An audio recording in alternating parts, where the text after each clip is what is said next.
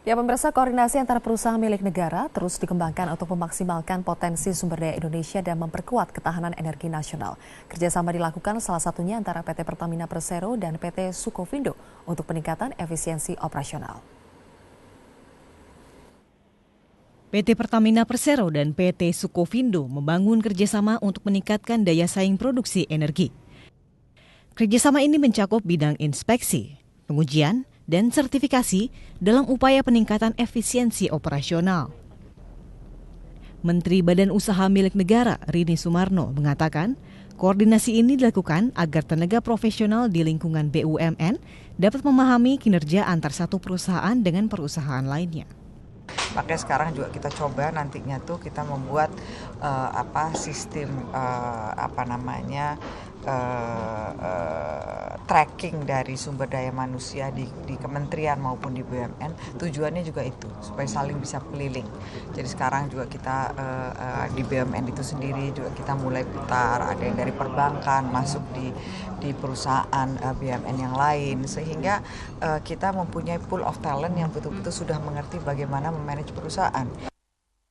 Direktur Pertamina, Dwi Sucipto, mengakui bahwa kerjasama ini akan sangat menguntungkan dalam pengembangan potensi energi nasional.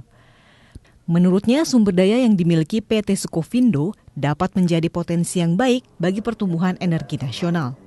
Kerjasama kita hari ini dengan Sukovindo adalah melihat potensi-potensi yang berkaitan dengan pemanfaatan aset-aset perusahaan yang ada dan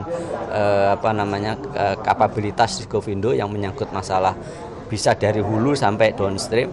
Jadi bisa berkaitan dengan sertifikasi, analisa laboratorium dan sampai pelatihan maupun konsultasi.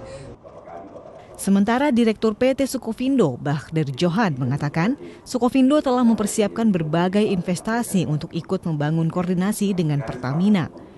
Nilai investasi tahunan atas perluasan aspek yang akan dilakukan oleh Sukovindo mencapai 200 miliar per tahun dan diprediksi akan lebih besar lagi. Ada beberapa macam. Pertama ada drone ini adalah survei dengan alat canggih untuk kemana-mana, kurang lebih 6 jam bisa beroperasi setiap kali melakukan kegiatan. Kemudian kami memiliki seismik ini adalah survei blok daripada mendeteksi sejauh mana kandungan minyak yang ada.